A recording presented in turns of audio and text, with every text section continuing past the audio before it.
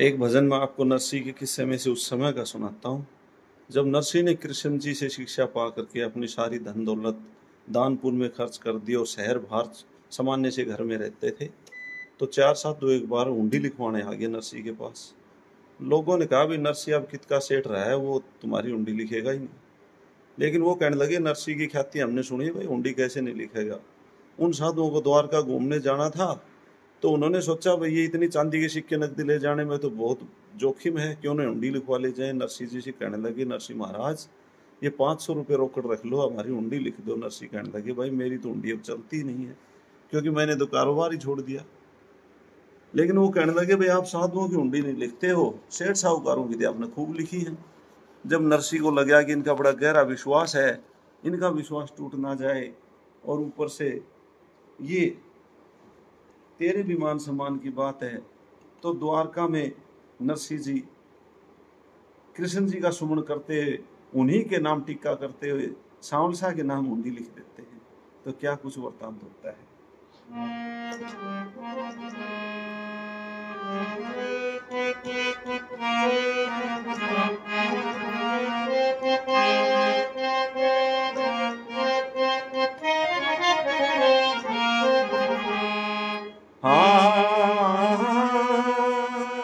के नरसी कलम उठा के हाथ में करी हुंडी लखन की तैयारी।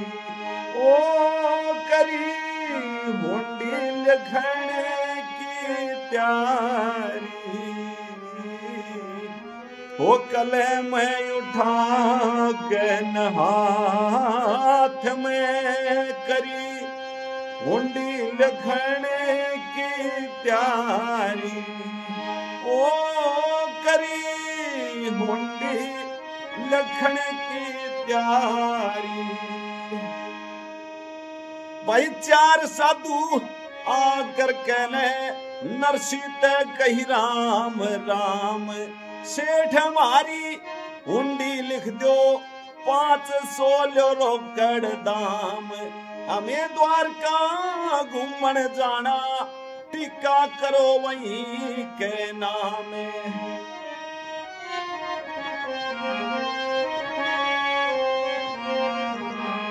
तो नरसी जी कहने लगे कि भाई मेरी हुंडी चले कोन्या।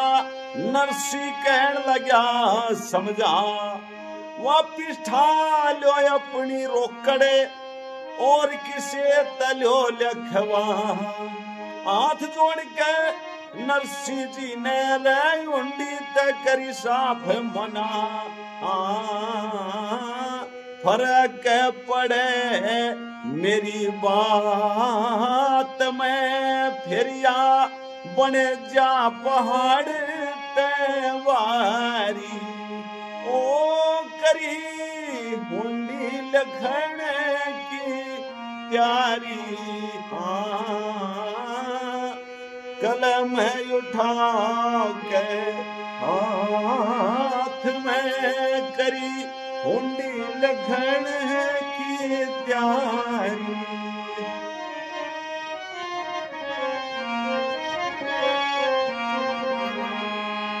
तो इस प्रकार से नरसी ने कहा कि मेरी बात में फर्क पड़ जाएगा भाई, इससे मेरी बदनामी हो जाएगी, मेरी हुंडी कैश नहीं होगी, रोकड़ नहीं होगी, वहां को पैसा देने वाला कोई नहीं मिलेगा।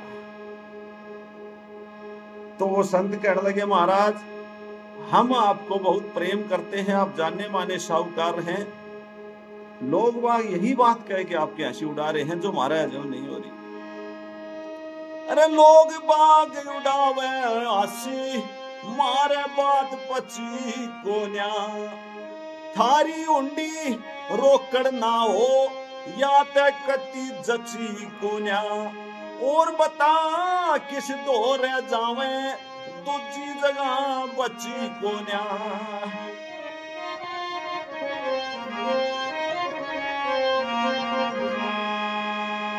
भाई रे ना मानो तो ये लो संतो, कृष्ण जी का सुमरिया नाम। तो नरसिंह ने देखा कि ये तो बहुत मान सम्मान की बात, आखिर इनका विश्वास टूट जाएगा, तो कृष्ण जी का नाम सुमरते हैं कि हे द्वारकाधीश, लो मैं हुंडी आपके नाम लिख देता हूँ, आप जानो और आपका काम। अरे ना मानो तो ये लो संतो, कृष्ण जी का सुमरिया नाम, हुंडी लिख दी नरसिंह जी ने, द्वारका लिखा मुकाम, देनदार सावल स्या लिखा, आगे जानो तुम घन श्याम, देवदार सावल स्या लिखा, आगे जानो तुम घन श्याम। इन साहूकारा की वो जमात में थारी ऊंची से साहूकारी, ओ करी हुंडी लिखने की तैयारी, कलम उठा गन हाथ में, करी हुंडी लिखने की तैयारी।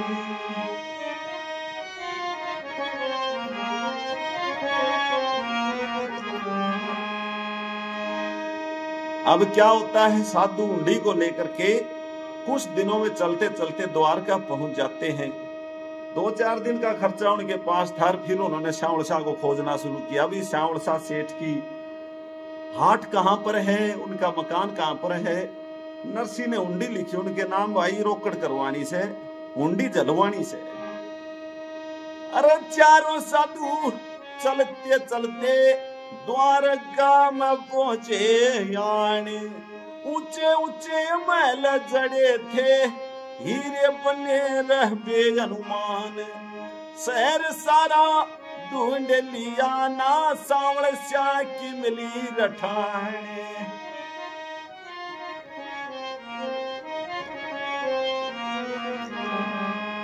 अब सावल स्या कहीं नहीं मिला। जिस भी सेठ साहूकार बकाल के पास जाते हैं, कहता भाई श्यामल शाह नाम का इस नगरी में हमने कोई सेठ सुना ही नहीं। नरसिंह की हुंडी चलनी बंद होगी तो उसने एक छदम नाम से आप लोगों को ठग लिया और हुंडी लिख के दे दी। साधु बोले ना भाई, न्यू तो नहीं हो सके, वो ठगने वाले तो नहीं हैं।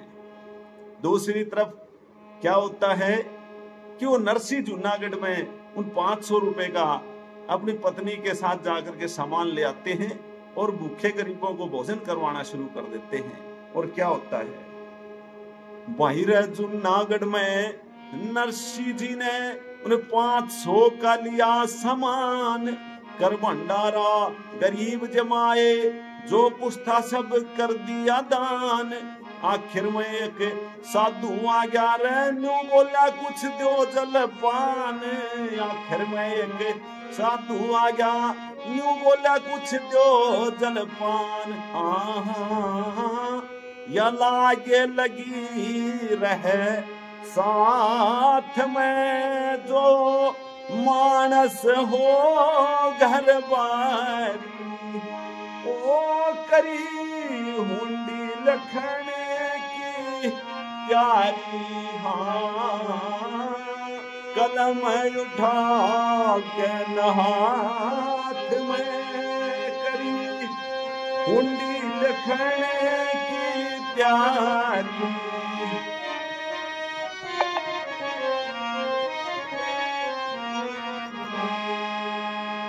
तो क्या होता है, जूनागढ़ में 500 रुपए का सारा सामान ला करके गरीब जिमाने शुरू कर दिया, भंडारा लगा दिया, दान पुण्य करना शुरू करा।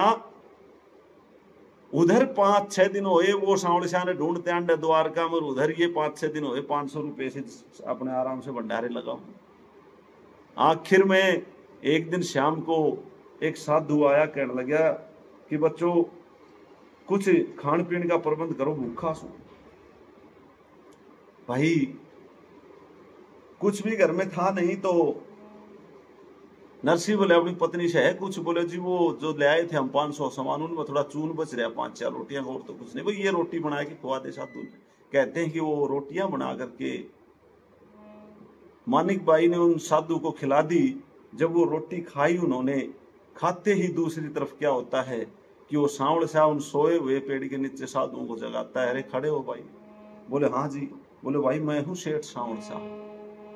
और न्यू सुनती चारू साधु आंख खुलेगी, अरे न्यू महाराज हमने कह दिन ढूंढती लोग बाग मारी ठट्ठा हंसी करे से साथ ही नरसी करे सर हमें हमने मिला नहीं।